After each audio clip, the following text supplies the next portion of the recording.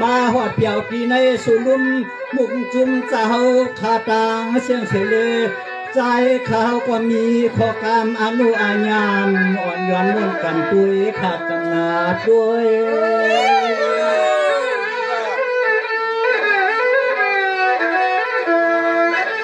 จอว่าอ่ำจ้าจะมันปีน้องตาเสียง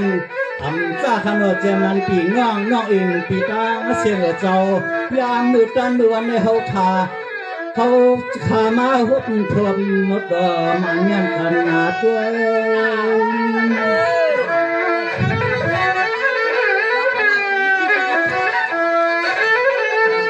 ในยามมือตันมือวันในเฮาขามาหุบหญ้าแถมกลางน้องคุยเอาเสล็จคือพ่อปาปีใจ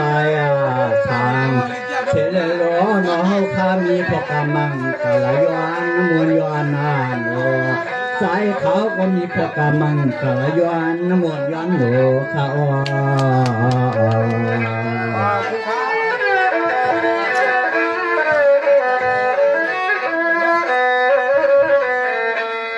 มืออันตอนวันนั้นเตก็ลิงสางใจเขาก็จวมมาจวมขยาวเมียนร่วมทวายอเมื่อตอนวันในเขาก็มีเสกามอนย้อนผ่านตะอุ่มไทยจูปีจูนองกลางเสียงเมื่อตอนวันในใจเขาก็มีข้อการอนุอาญามวันย้อนหักย้อนห่มย้อนหักจูมาห่มข้า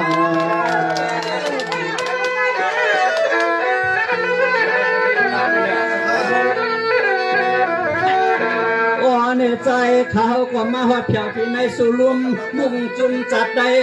จึงเมืองจึงไทยในเสียาวใจเขาก็มาหันมาและหันเปลี่ยนน้องเสียาวใจเขาก็มีโคกามอนุอาญามอ่อนย้อนมนกันกล้วยย้อนมนกันกล้วย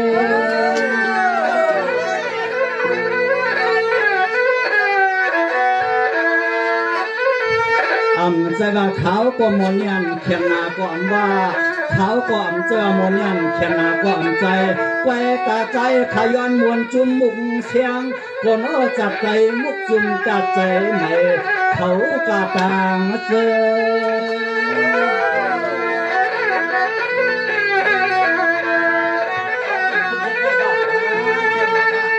เสียเดใจขามาห่วงยาปีคือแล้วเสียเดก็ข่มป้าปีย้อนมองตาเส้นเสลใจเขาก็มีโคกรรมอนุอาญามังกาลาย้อนก็ย้อนมวนย้อนโห